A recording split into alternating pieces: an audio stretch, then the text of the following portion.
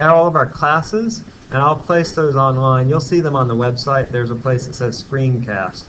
Sometimes I might forget, like today, because we got carried away with other stuff, but I'll try to every day record the classes. Now what that means is that if you miss class for whatever reason, you can go and catch up sort of what we did in class. But are you going to do well if you miss a lot of class? Probably not. Okay, so come to class, okay? All right, so that's the standard of length. The standard of mass, what is our measurement for mass in the SI system? Think about it, think about it. Now there are a couple different SI systems. Now y'all are biologists, so you might use a slightly different system. Most of you are biologists, and even health professional folks use a different system. But in physics, we're going to use something called the MKS system. And MKS is a subset of the SI system, where M stands for meter, and then K and S stand for the two units that we use for mass and for time. So what does K stand for? What does K stand for? Kilogram. Right. So K stands for kilogram, and then I'm going to hold the S, and I'm going to surprise you with it in a few minutes. So just to hold you in suspense. The current unit of measure for mass is the kilogram. And the standard is a platinum cylinder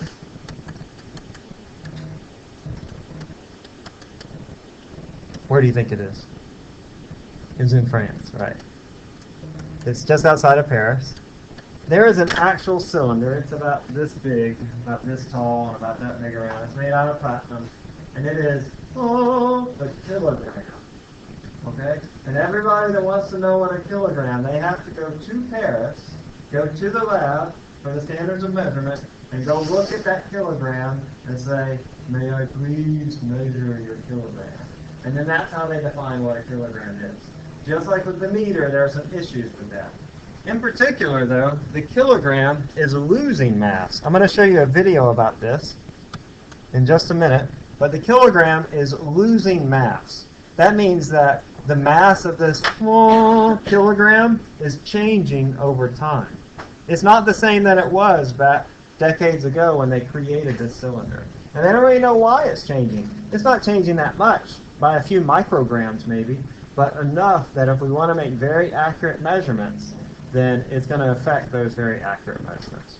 There's a new standard. I'll play the video, and then after I play the video, we'll come back and I'll describe what the new standard is.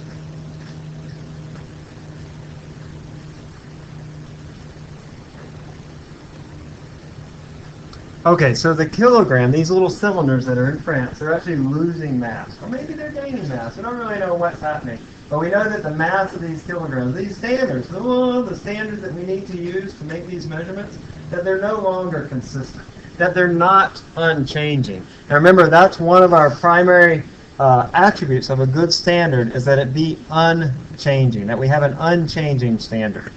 And so as he said, this standard for the kilogram is not ideal because, one, it is not accessible.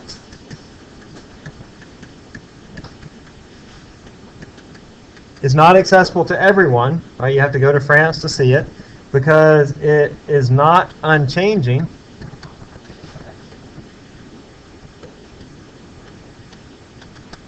In fact, if you look at the mass of the kilogram standard over time, if you look at it, these things are changing. Like, say, for example, this is the actual standard, and then they have copies that might have started here or go here, that the different masses of these copies of the original standard, they're all diverging in mass. And people don't really know why. But even before this, it was not a very good standard just because it's not accessible.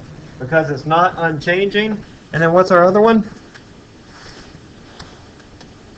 Accessible, unchanging, and is not very accurate. Especially as we today want to measure masses that are tinier and tinier and tinier. That we need a standard that is accurate to measure those really small masses. And the one that seemed, there were a couple of different competing ideas for standards, but the one that seems to be winning out, and it's supposed to be decided soon, like any day now, this month I think even. I know that you're all really excited about it, about what will be the new standard. There are a couple competing ideas. The watt balance, where it's sort of like a scale, but it compares the mass of your object and it transfers that into a voltage and a current. And then it defines that mass based on a quantum physical thing called the Planck constant. We'll see that next semester a little bit, but it's based on this physical constant. There's another one where they actually create a sphere made out of silicon atoms, a crystalline silicon sphere, and they base the standard of measurement for mass on the mass of a silicon atom.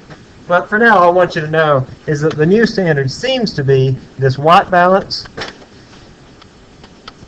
It's just a scale, kind of like your bathroom scale, but a lot fancier. And it's based then, the mass will be based on Planck's constant. That's really what you want for standards of measurement. You want them to be based on physical constants. So the standard for mass is, the standard for length is based on what physical constant? I think what is it based on? The speed of light.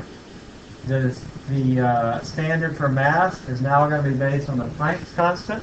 And then we'll see the time that is also based on a physical constant. So MKS, have any of you folks figured out what the S stands for?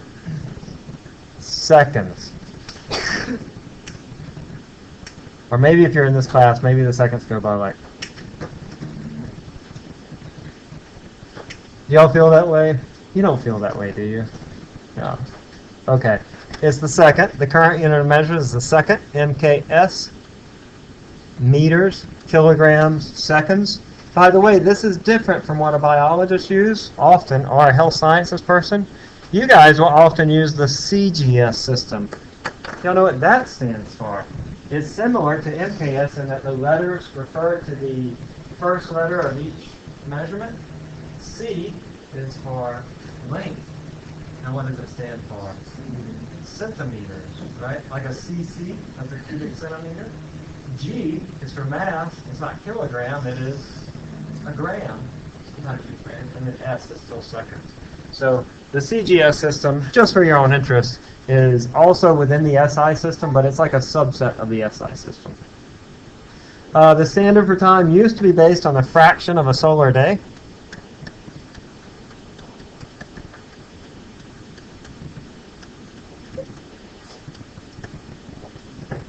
But not very accurate. So not a very good standard of measurement. Now a second is defined by 9 billion times the frequency of a cesium atom. That's a 9 billion times the period of a cesium atom.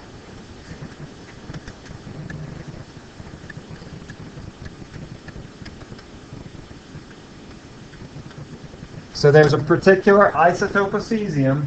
That little atom will oscillate back and forth, back and forth, back and forth. And we can measure the period of that motion very, very accurately. And we know that it takes 9 billion times of it going back and forth for 1 second to have elapsed. And so that's how we define what is the second in the MKS system. Okay, so, this is just sort of a little trivia. Did you know this? That there are pi times 10 to the 7th seconds in a year. Did you know that? So if anybody ever asks you, hey, how many seconds are in a year? You could figure it out, right? You could say, well, there are 24 hours in a day, 60 minutes in an hour, 60 seconds in a minute. You get the idea. You can figure out the number of seconds in a year. Or you could just say it's 3.14 times 10 to the 7th. And then your friends who once thought you were kind of, I don't know, not very cool, your friends will now think that you're what? Very cool. Because you know exactly how many seconds there are in a year. Very easy way to remember the number of seconds in a year. So why is it important to have good standards of measurement? And what are the qualities of a good standard? Well, it's good to have good standards of measurement because to take measurements, you need a standard. They said this.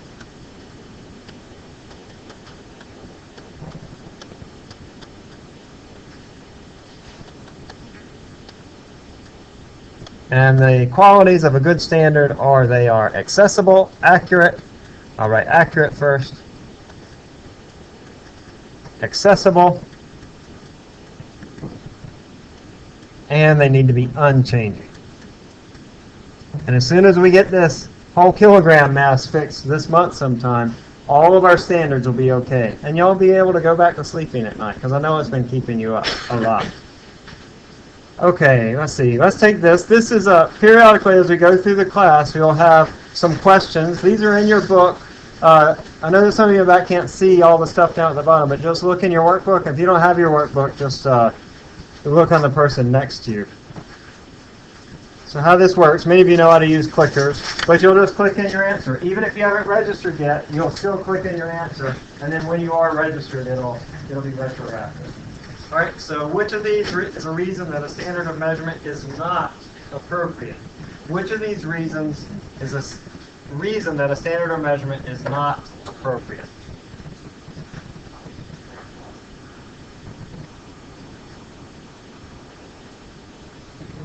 Be one or more of these options.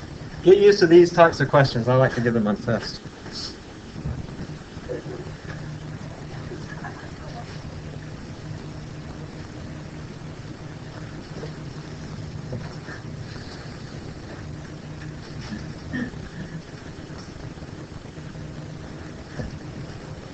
All right. We'll go till about 110. 110.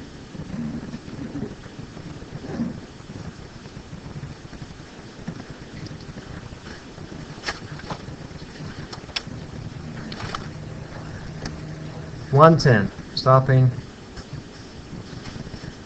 And the answer is E. Awesome. And y'all can go. I'll see you on Wednesday, okay? Your first class. It'll be cooler in here next time, so be ready for that.